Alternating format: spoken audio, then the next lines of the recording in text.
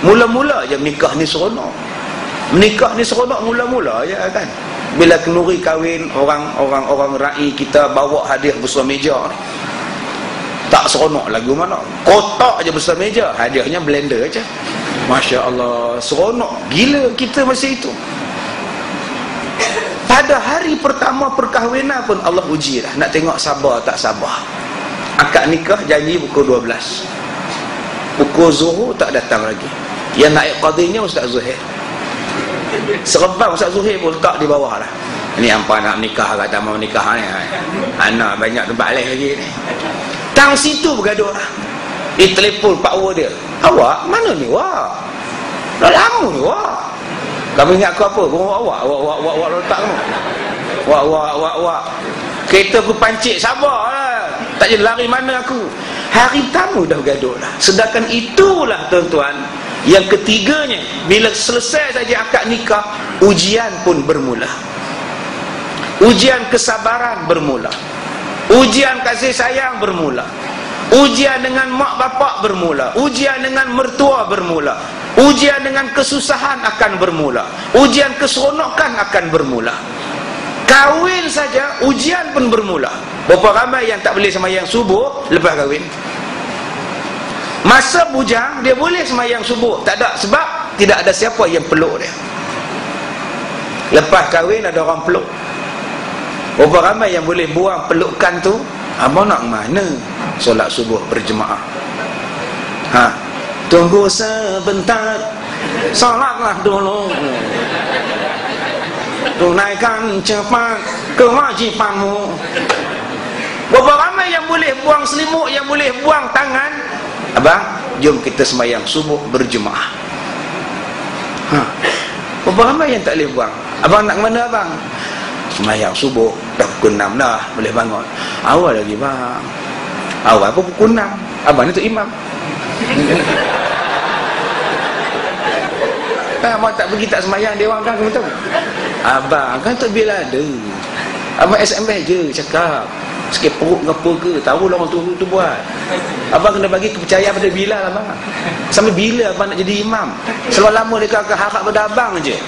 Bila ada dia buat, bila belah diri imam abang. Ya tak ya juga. Buat abang mana? Itulah ujian pertama tuan-tuan. Nak buang tangan, nak buang kaki yang duk peluk kita pun tak boleh buang. Itu bermulanya ujian. Masya Allah, subhanallah. Itu sebab bila selesai saja akad nikah, itu baru ujian pelukan pun kita tak boleh buang.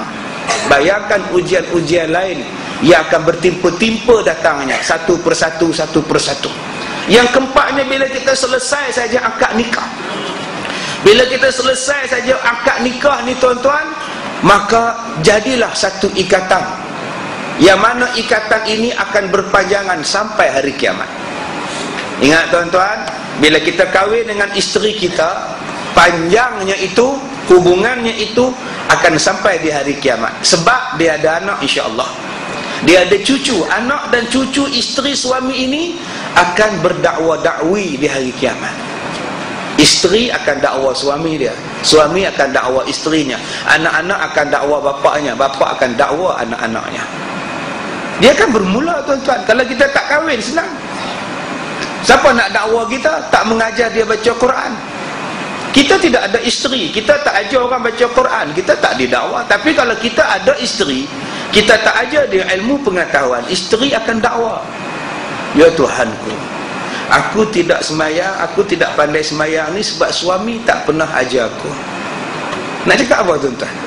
Allah akan panggil suami dia, Pak Long, betul ke Pak Long tak pernah mengajar isteri Pak Long? Dah ada dia duk main ngaji tu, surah Mustaqim tu tiap-tiap hari buat kuliah maghrib tu kira mengaji. Isteri kata dia orang mengajar secara umum je, dia orang tak ajar cara betul-betul. Yang tak betul sembahyang ni sebab suami saya tak ajar. Siap jawab tuan-tuan. Nanti Allah akan tanya pada anak-anak, kenapa kamu makan benda yang haram? Jawab anak-anak, di mana saya tahu, bapak saya yang buat balik nasi beras ni, saya tak tahu, saya makan je. Tanya pada isteri, kenapa kamu makan benda yang haram? Saya tak tahu, suami saya buat balik benda haram. Tanya pada suami, kenapa kamu bawa balik benda haram wahai suami? Saya bukan ambil benda haram, saya jumpa beras tu tepi jalan. Lori beras terbalik, saya ambil lah. Kalau saya tak ambil, orang lain ambil. Salah ke perbuatan saya? Cita-cita. Jawab tuan-tuan. Ya, perbahasan itu akan berlaku. Sebab itu bila kita ingat, kita genggam saja tangan naib qadi, selesai saja kita berjabat tangan akad nikah, maka bermulalah soal bicaranya di hari kiamat. Sebab itu kita kena jadi ittaqullah. Ittaqullah, bertakwalah pada Allah. Kita kena takut kepada Allah. Takut sungguh tuan-tuan. Seurat rambut isteri kita dibiarkan ditengok oleh orang lain, kita akan disoal di hari kiamat. Kita akan disoal tuan-tuan. Ada perbuatan anak dara kita yang tak betul. Maknya pakai tudung labu, bapaknya pakai serban labu. Tapi anak dara dia tak pakai apa.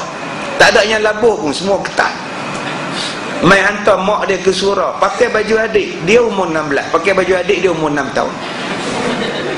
Tok imam ni garu sorban, tak tengok rugi. Macam baru ni lah saya ceramah di Ampang baru ni, forum perdana di sekolah Ampang, Tasik Ampang kah. Saya balik, saya singgah lapak tuan-tuan, singgah di Rawang. Isteri saya pergi ambil air, saya duk makan ciakutiau. Satu orang lintas depan saya, pergi beli apa tu, perempuan dia pakai seluar ni sejengkal, seluar pendek sejengkal. Ustaz tahu mana? Saya rasa nak suka orang sejengkal. Astagfirullahaladzim. Bolehlah tengok masa itu sebab isteri saya tak ada. Saya pun astagfirullahaladzim. Tapi saya sebut kuat, astagfirullahaladzim. Saya sebut kuat. Dia tengok saya pun tunduk takut. Masya Allah tuan-tuan, sejengkal. Subhanallah ni tuan-tuan, ni hang ni pakai sepeda ke pakai seluar. Sudah hilang dah perasaan takut. Kita pakai kepiah ni pula takut tengok. Ya Allah. Sekali dia main duduk depan celapak depan kita. Nak kata apa? Astagfirullah. Tak berani tuan-tuan. Jadi mak bapak ada yang bagus-bagus, anak pula yang pakai seluar ketat sejengkal. Allah akan soal di hari kiamat. Jadi tuan-tuan, inilah 4 perkara yang akan berlaku selepas kita akad nikah. Sampai bila? Sampai salah seorangnya mati, sampai kedua-duanya mati. Maka urusannya itu akan berpanjangan sampai hari kiamat. Jadi jangan kita anggap perkahwinan ini bukan main-main. Benda yang main-main, jangan anggap benda main-main. Jangan berkata perkahwinan ini tak ada apa.